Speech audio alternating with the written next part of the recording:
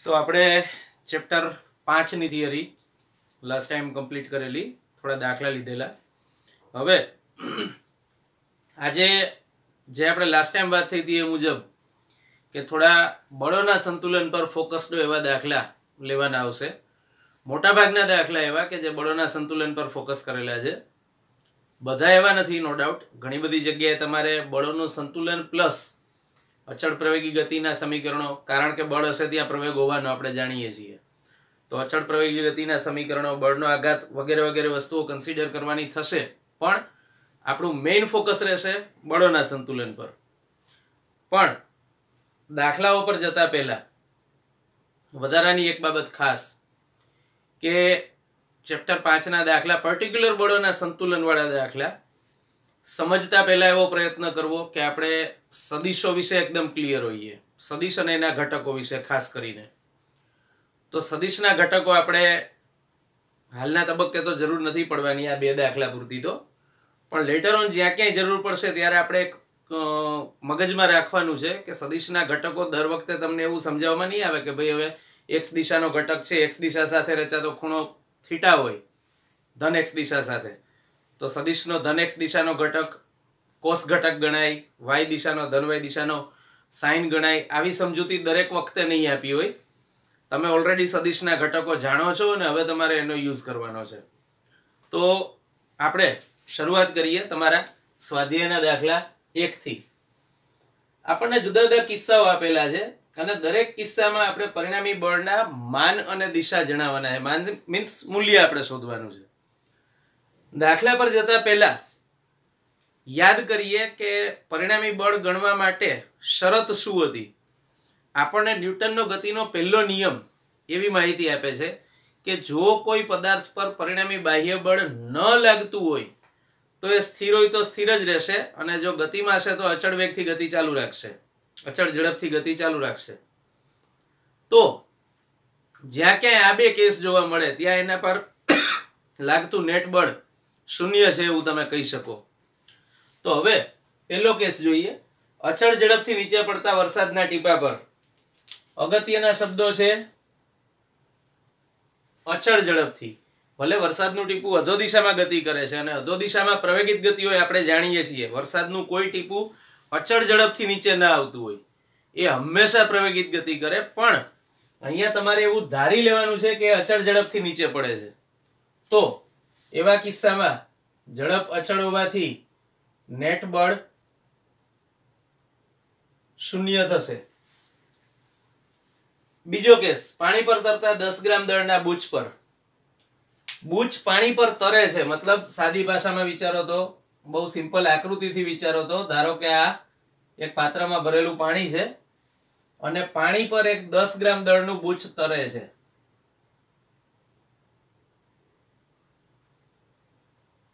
તો એકચ્યુઅલી આ બુચ પર લાગતું વજન બળ અધો દિશામાં છે, આપણે જાણીએ છીએ. બુચનું દળ ધારો કે m હોય તો વજન બળ mg અધો દિશામાં થાય. પણ ફરીથી એકવાર એ પાણી પર તરે છે, મતલબ કે સ્થિર છે, તો આ દિશામાં પણ કોઈક બળ લાગવું જોઈએ, જે છે તરલનું ઉત્પ્લાવક બળ, જેને આપણે સંજ્ઞા આપી છે FB, બર્ડ ફોર્સ. તો તરલનું ઉત્પ્લાવક બળ અને આ વજન બળ એકબીજાને સંતુલિત કરી દે છે, એટલે બુચ પાણી પર તરી શકે છે.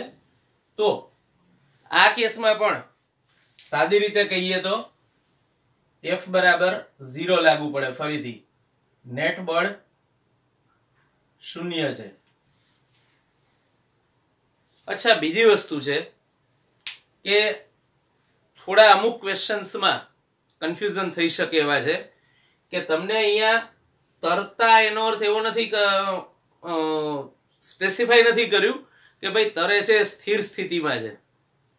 તમારે એવું ધારી લેવાનું છે કે સ્થિર સ્થિતિમાં છે. તરે છે મીન્સ ઇટ્સ નોટ સ્વિમિંગ, કે જેમાં માણસ સ્વિમિંગ કરતો એવી રીતે સતત આગળ જતો હોય એવી વાત નથી. પાણી પર તરે છે, મતલબ કે પાણીની અંદર ડૂબી નથી જતું અને પાણીની ઉપર નથી જતું, સપાટી પર સ્થિર છે. એ અર્થમાં અહીંયા એવું લેવાનું છે કે તરે છે. ત્રીજી વસ્તુ, આકાશમાં યુક્તિપૂર્વક સ્થિર રાખેલા પતંગ પર.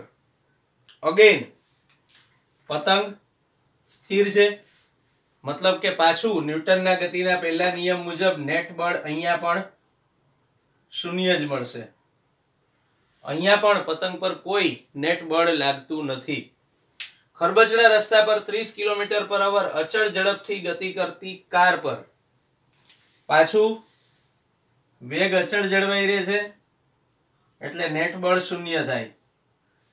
આના વિશે તો આપણે જોઈ પણ ગયા ગેલિલિયોના નિયમ વખતે. એણે જે સમજૂતી આપી હતી એ વખતે કે ભાઈ ખરેખર તો કારના એન્જિન વડે જે બળ લાગે છે એ ખરેખર તો રસ્તાના ઘર્ષણ બળનો વિરોધ કરવામાં વપરાય છે. ખરબચડો રસ્તો છે એટલે જો અચળ વેગ જળવાઈ રહેતો હોય તો કાર પર લાગતું નેટ બળ ફરીથી એકવાર શૂન્ય થાય.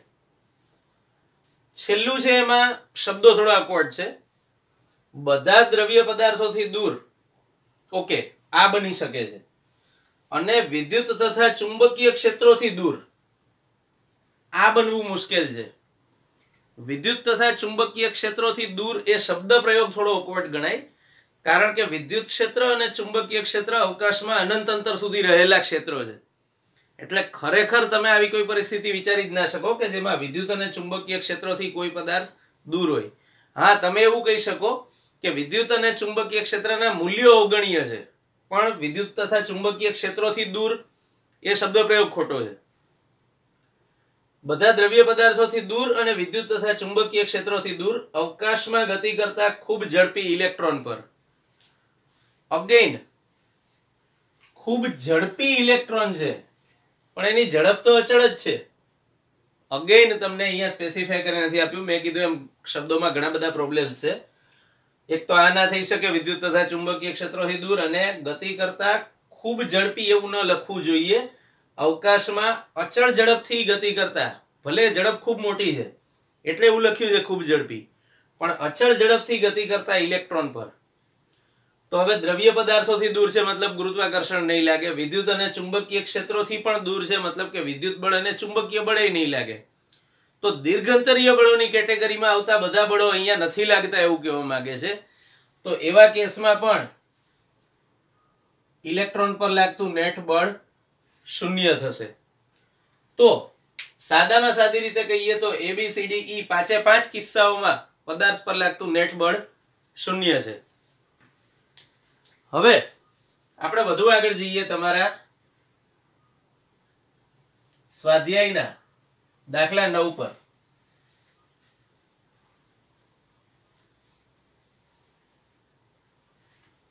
દાખલા 9 માં તમને એવું આપ્યું છે કે 20,000 કિલોગ્રામ દળ વાળા, મતલબ કે m બરાબર 20,000 કિલોગ્રામ છે, ઊંચકાયા વગરના રોકેટને તેની નીચે વિસ્ફોટ કરાવતા તે ઉર્ધ્વ દિશામાં 5 મીટર/સેકન્ડ² વેગ મેળવે છે, પ્રવેગ મેળવે છે. તો વિસ્ફોટથી લાગતો પ્રારંભિક ધક્કો F બરાબર આપણે અહીંયા સંજ્ઞા લઈશું T, જેને કહેવામાં આવે છે થ્રસ્ટ. કન્ફ્યુઝન ના થાય એના માટે F કાઢી નાખો તોય ચાલે. T એટલે કે થ્રસ્ટ, ધક્કો જે મળે છે એ કેટલો હશે એ આપણે શોધવાનો છે. વન્સ અગેન અહીંયા પણ થોડા શબ્દોના પ્રોબ્લેમ્સ છે.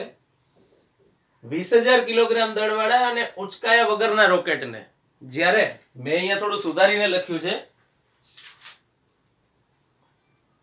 આપણી બુકમાં એવું આપ્યું છે ઉંચકાયા વગર 20,000 કિલોગ્રામ દળ. ડઝન્ટ મેટર, ચાલે. થોડા ઘણા શબ્દો આગા પાછા છે, ખાલી મેં ક્રમ બદલાયો છે. પણ આગળ જે આપ્યું છે રોકેટને તેની નીચે વિસ્ફોટ કરાવતા, એના બદલે આપણી બુકમાં આપ્યું છે રોકેટને વિસ્ફોટ કરાવતા. રોકેટનો વિસ્ફોટ થવો અને રોકેટની નીચે વિસ્ફોટ થવો બે અલગ વસ્તુ છે. આપણે જાણીએ છીએ કે જ્યારે પણ જનરલી રોકેટ લોન્ચ થતા આપણે બધાએ જોયું હોય છે કે રોકેટની નીચેના ભાગમાં વિસ્ફોટ થાય અને એને થ્રસ્ટ મળે છે. એ થ્રસ્ટ વડે રોકેટ ઉપર તરફ પ્રવેગ મેળવે છે. તો ખરેખર અહીંયા એવું હોવું જોઈએ, તેની નીચે વિસ્ફોટ કરાવતા. મેં સુધારીને લખ્યું છે તે ઉર્ધ્વ દિશામાં આટલો પ્રવેગ મેળવે છે. તો વિસ્ફોટથી લાગતો પ્રારંભિક ધક્કો કેટલો હશે? મેં કીધું એમ ધક્કાનું નામ થ્રસ્ટ છે, તો એ ધક્કો આપણે ગણવાનો છે. હવે ફર્સ્ટ ઓફ ઓલ રોકેટને થ્રસ્ટ ઉર્ધ્વ દિશામાં મળે છે. ધ્યાન રાખવાની બાબત ખાસ એ છે કે અહીંયા આપણે કેપિટલ T થ્રસ્ટની સંજ્ઞા લીધી છે, તણાવ બળ એટલે કે ટેન્શનની નહીં. અહીંયા તણાવ બળ ટી થ્રસ્ટ છે, ધ્યાન રાખજો. હું અહીંયા ફરીથી એકવાર લખી દઉં છું જેથી કરીને ધ્યાનમાં રહે કે આ થ્રસ્ટ એટલે કે ધક્કો છે. હવે આ રોકેટ છે જેનું દળ m છે અને રોકેટનું વજન બળ દેખીતી વાત છે અધો દિશામાં લાગશે.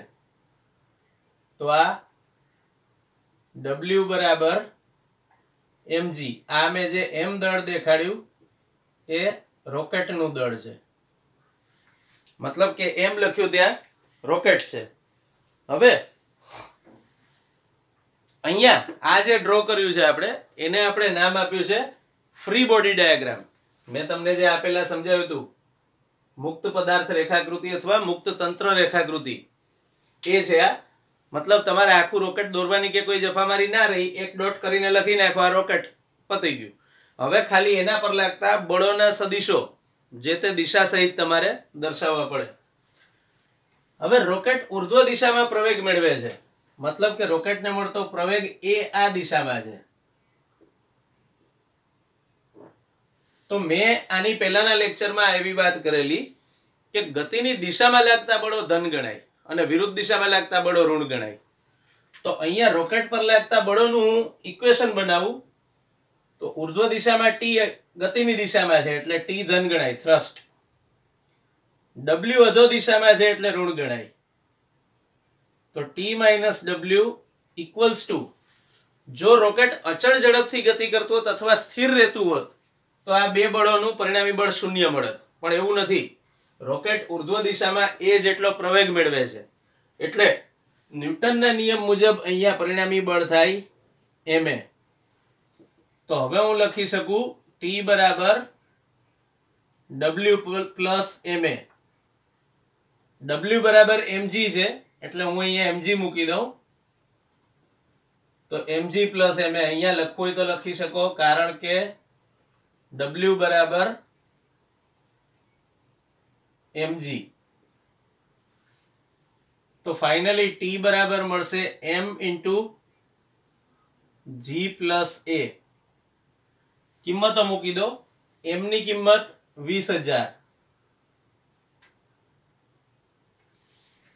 g ની કિંમત રાઉન્ડ ઓફ કરીને 10 લીધી છે, પ્લસ 5 જે તમને આપેલું છે. તો 15 ગુણ્યા 2 એટલે 30, એટલે કે 3 ગુણ્યા 10⁵ ન્યૂટન આ મને રોકેટ પર લાગતા થ્રસ્ટનું મૂલ્ય મળ્યું. 3 ગુણ્યા 10⁵ ન્યૂટન જેટલો ધક્કો એને ઉર્ધ્વ દિશામાં અનુભવાય છે. અને જો તમે સાર્થક અંકો પણ કન્સિડર કરો તો 3.0 લખવું જોઈએ. બેટર 3.0 લખો, ચાલે, ખાસ કોઈ ફરક પડતો નથી આ વાતથી, કારણ કે આપણે આમે અંદાજિત મૂલ્ય ગણીએ છીએ.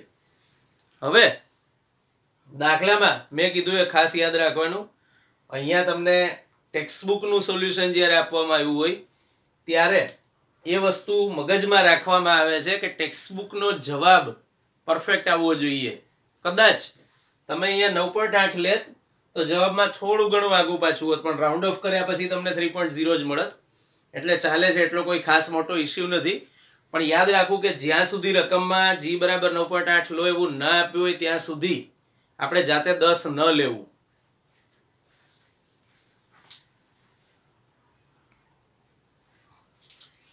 વધુ આગળ આપણે લઈશું તમારો સ્વાધ્યાયનો દાખલો 16. 8 કિલોગ્રામ અને 12 કિલોગ્રામ દળના બે પદાર્થો ઘર્ષણ રહિત ગરગડી પરથી પસાર થતી એક ખેંચાઈ નહીં તેવી દોરીને એક એક છેડે બાંધેલ છે. ધારો કે આ એક ગરગડી છે, ગરગડીના પરથી એક ખેંચાઈ નહીં એવી દોરી પસાર કરેલી છે અને એના એક એક છેડે બંને પદાર્થો બાંધેલા છે. ધારો કે આ રીતે છે પરિસ્થિતિ.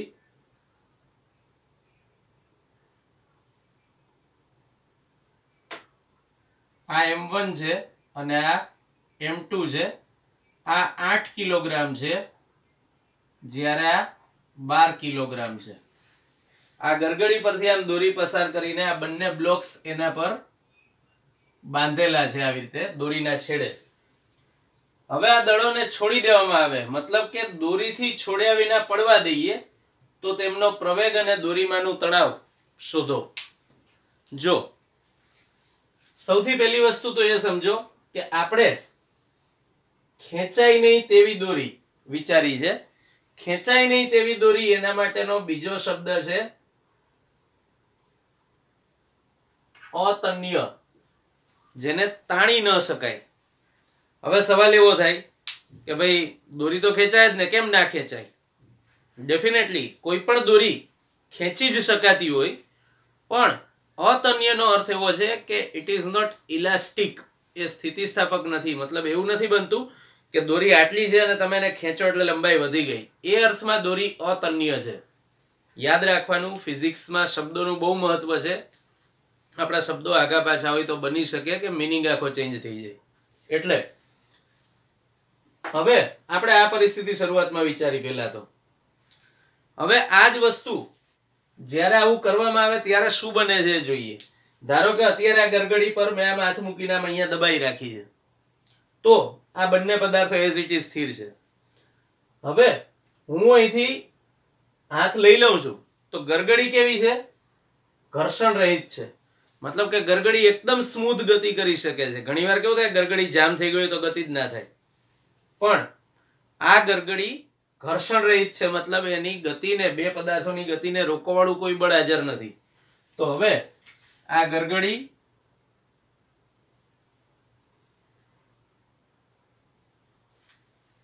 આ એક દોરીના છેડે બાંધેલો પદાર્થ જે M1 છે,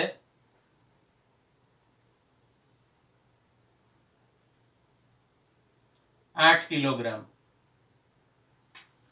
કોમન સેન્સ ની વાત છે કે હવે 12 કિલોગ્રામ વાળો દળ વાળો પદાર્થ જે છે, આ 12 કિલોગ્રામ વાળો બ્લોક છે, એ નીચે ઉતરશે અને આ ઉપર જશે બીજો પદાર્થ. તો આ M2 છે, 12 કિલોગ્રામ. હવે હું બંનેની ગતિની દિશાઓ દર્શાવું તો આ નીચે તરફ ગતિ કરે છે, જ્યારે આ ધીમે ધીમે ઉપર તરફ ગતિ કરશે. તો હવે આપણે આ બંને પર લાગતા બળો વિચારવા પડશે. અગેન મેં જેમ કીધું એમ આપણી ચર્ચા બળોના સંતુલન પર ફોકસ છે. તો અતન્ય દોરી મેં તમને એવું સમજાયેલું કે દળ રહિત અને વળ રહિત દોરી, અતન્ય દોરી, એના માટે તણાવ બળ દરેક બિંદુએ એક સરખું હોય અને આધાર બિંદુની દિશામાં હોય. તો આ દોરીને આધાર અહીંથી મળ્યો, આ દોરીને આધાર અહીંથી જ મળે છે ગરગડી પાસેથી જ. તો બે જગ્યાએ આપણે તણાવ બળની દિશા દર્શાવી દીધી. હવે બીજા કયા બળો લાગે છે એ જોઈએ. આના માટે M2G અધો દિશામાં, આપણે એક્ઝેક્ટ અધો દિશામાં જ દર્શાવીએ જેથી કરીને સમજવું થોડું સરળ પડે. તો આ છે M2G અને એ જ રીતે આના માટે છે અધો દિશામાં M1G. આ M1 નું મૂલ્ય 8 કિલોગ્રામ છે અને આ M2 નું મૂલ્ય 12 કિલોગ્રામ. મેં હમણાં જે ભૂસી કાઢ્યું. હવે દેખીતી વાત છે કે પ્રવેગિત ગતિ થઈ, શરૂઆતમાં તંત્ર સ્થિર સ્થિતિમાં હતું, હવે ગતિમાં આવ્યું. મતલબ કે v બરાબર 0 હતું, એમાંથી વેગ વધ્યો તો પછી પ્રવેગ ઉત્પન્ન થયો કે ભાઈ. તો તમારે પ્રવેગ શોધવાનો છે અને તણાવ એટલે કે T શોધવાનું છે. તો હવે હું બંને પદાર્થો માટે ગતિના સમીકરણો લખું. પહેલા હું M1 માટે લખું છું. તો આપણી સિસ્ટમ મુજબ ગતિની દિશામાં લાગતા બળો ધન ગણાય. M1 માટે ગતિ આ દિશામાં, તો ગતિની દિશામાં લાગતું બળ T ધન. વિરુદ્ધ દિશામાં લાગે છે M1G, એટલે મેં M1G ઋણ લીધું અહીંયા. પાછું પ્રવેગ ઉત્પન્ન થયો એટલે મારે ન્યૂટનના નિયમ મુજબ લખવું જોઈએ M1A. એ જ રીતે હું m2 માટે લખું, બળોનું સંતુલન વિચારું તો m2 માટે ગતિ આ દિશામાં થાય છે, તો m2g ધન અને t ઋણ ગણાય, તો આ m2g માઇનસ t બરાબર, હવે પરિણામી બળ થશે m2a. ન્યૂટનના નિયમ મુજબ ફરીથી એકવાર હું આ બંનેને એક એક નંબર આપી દઉં છું, 1 અને 2.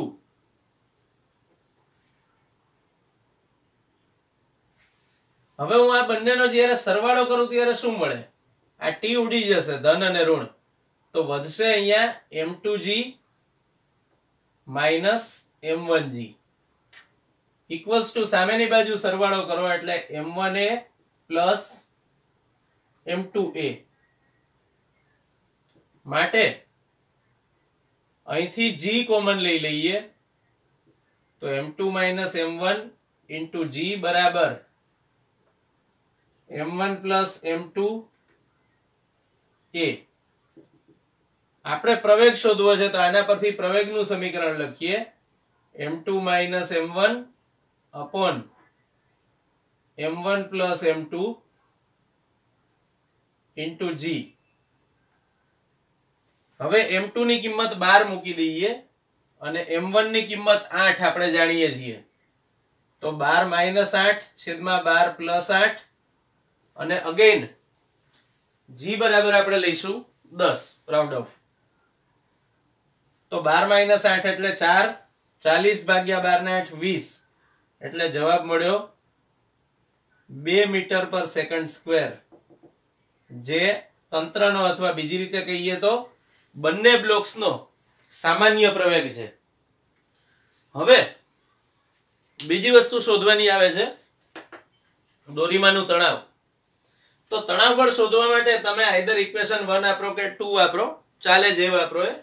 આપણે ઇક્વેશન 1 વાપરીએ. સમીકરણ 1 પરથી તણાવ બળનું સૂત્ર શું થાય? T બરાબર આ m1g હું સામે લઈ જાઉં તો m1g plus m1a, m1 common લઈ લઈએ તો g પ્લસ a, પાછું m1 નું મૂલ્ય 8, g બરાબર 10 અને a બરાબર 2, તો 10 ને 2 12, 8 96, 96 ન્યૂટન એ મને તણાવ બળનું મૂલ્ય મળ્યું. તમે આ મૂલ્ય m2 માટે સીધે સીધું પણ શોધી શકો છો. બીજી વાત કે ફિઝિક્સમાં ઘણા બધા ક્વેશ્ચન્સ એવા છે કે જેમાં એક કરતા વધુ પરિસ્થિતિઓ વિચારી શકાય. તમે તણાવ બળના ઘણા બધા પ્રશ્નો, ખાસ કરીને ગરગડી અને એની સાથે જોડાયેલા દળવાળા ઘણા બધા જુદા જુદા પ્રકારના પ્રશ્નો માટે પ્રેક્ટિસ કરી શકો. તો બેઝિક નિયમ એનો એ રહે છે, જે પેલું મેં કીધું હતું, એ દોરી જો તણાવ દળ રહિત હોય, હલકી દોરી હોય તો દરેક બિંદુએ તણાવ એક સરખું. બીજી વસ્તુ, તણાવ બળની દિશા જુદા જુદા પ્રોબ્લેમમાં જુદી જુદી હોઈ શકે છે. ત્રીજી વસ્તુ કે જો કોઈ પદાર્થ પર લાગતું નેટ બાહ્ય બળ પ્રવેગિત ગતિ કરતો હોય તો નેટ બાહ્ય બળ હંમેશા F બરાબર ma નિયમ પરથી ગણવું, જ્યાં F એટલે પરિણામી બળ. જો આમ જો તો આપણે ન્યૂટનનો ગતિનો બીજો નિયમ જ વાપર્યો છે. અહીંયા F બરાબર ma માં આપણે પરિણામી બળ F ગણ્યું, તો ગતિની દિશામાં તો એ ધન, વિરુદ્ધ દિશામાં ઋણ. તો આમ જુઓ તો બળોનું સંતુલન એ ન્યૂટનના ગતિના બીજા નિયમનું જ એક્સટેન્ડેડ વર્ઝન છે. તો આવી ઘણી બધી બાબતો અને ઘણા બધા પ્રોબ્લેમ્સ તમને જોવા મળે છે. પણ as far as your competitive exams R concern, તમે એવું કહી શકો કે આ પ્રકારના જે પ્રોબ્લેમ્સ હોય એના ઇક્વેશન્સ ખાસ યાદ રાખવા. ધારો કે તમને એક્ઝામમાં આ જ પ્રકારનો કોઈ દાખલો પૂછાય, પણ બની શકે કે તમને મૂલ્યો ના આપ્યા હોય. તો મૂલ્યો ના આપ્યા હોય અને તમને એમ પૂછવામાં આવે કે ભાઈ પ્રવેગ કેટલો હશે, તો તમને પ્રવેગનું આ ઇક્વેશન મળે એવું ડાયરેક્ટલી યાદ હોવું જોઈએ. અને તણાવ બળનું સૂત્ર પણ આવું મળે, m1 × g + a, એ યાદ હોવું જોઈએ. શક્ય છે કે અહીંયા m1 ના બદલે સંજ્ઞા m' હોય, કેપિટલ M હોય, m2 હોય, જે ગણો હોય. તમે આને m1 કીધો, આને m2 કીધો, વાતને કોઈ ફરક નથી પડતો. પણ આ અમુક બેઝિક બાબતો છે જે આપણે કોમ્પિટિટિવ એક્ઝામ્સના પોઈન્ટ ઓફ વ્યૂથી ખાસ ધ્યાનમાં રાખવી જોઈએ.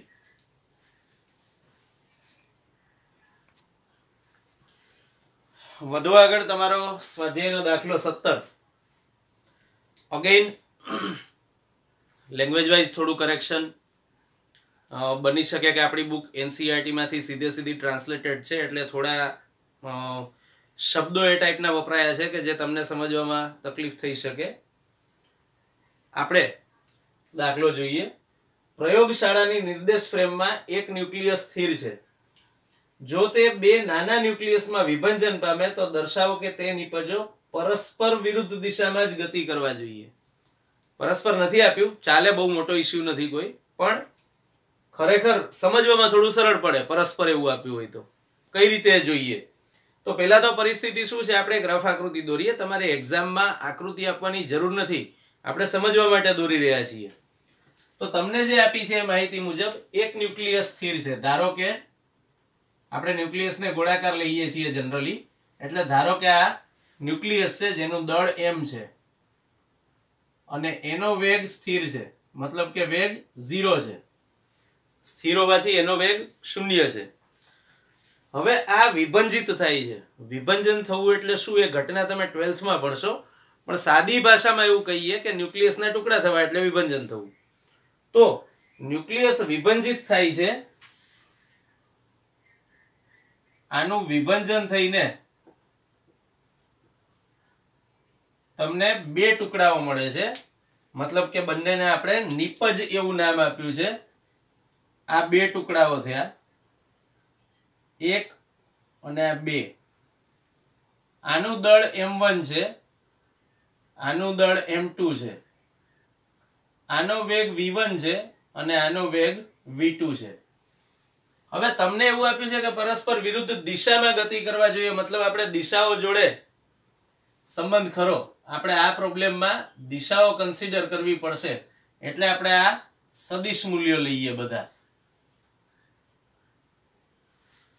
દળ અદિશ હોવાથી એને આપણે વેક્ટરનો એરો આપવાની ચિંતા નથી.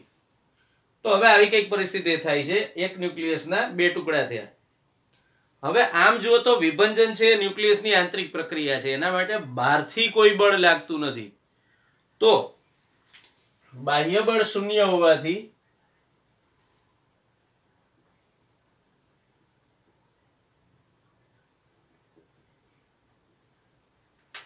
તંત્રનું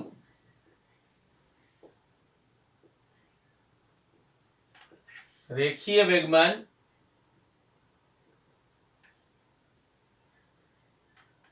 અચળ રહેશે. આપણે રેખીય વેગમાન સંરક્ષણનો જે નિયમ ભણ્યા હતા એ મુજબ જો કોઈ તંત્ર પર લાગતું પરિણામી બાહ્ય બળ 0 હોય તો એનું રેખીય વેગમાન અચળ જળવાઈ રહે. મતલબ કે ન્યુક્લિયસનું વેગમાન બરાબર નિપજોનું કુલ વેગમાન. તમે એવું પણ લખી શકો પ્રારંભિક વેગમાન બરાબર અંતિમ વેગમાન, અથવા વિભંજન પહેલાનું વેગમાન બરાબર વિભંજન પછીનું વેગમાન. શબ્દો જે વાપરો એ મિનિંગ એનો એ રહે છે. હવે આપણે જાણીએ છીએ કે વેગમાનનું સૂત્ર હતું P બરાબર mv. તો શરૂઆતમાં જ્યારે હું વેગમાન ગણું ત્યારે m into v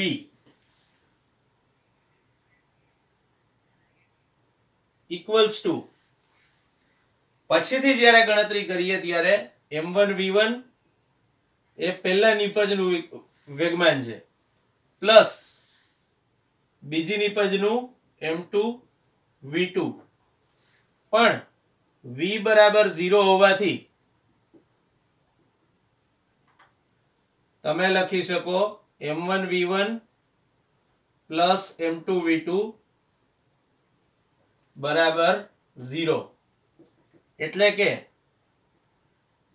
m1 v1 બરાબર માઇનસ m2 v2. તો v1 બરાબર મળશે માઇનસ m2 by m1. આ m1 ને હું સામે છેદમાં લઈ જાઉં છું, v2. અર્થ એવો થયો કે v1 સદિશ અને v2 સદિશ પરસ્પર વિરુદ્ધ દિશામાં હશે એટલે કે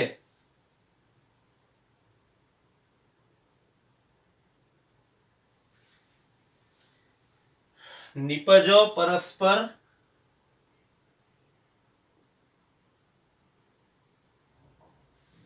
વિરુદ્ધ દિશામાં ગતિ કરશે.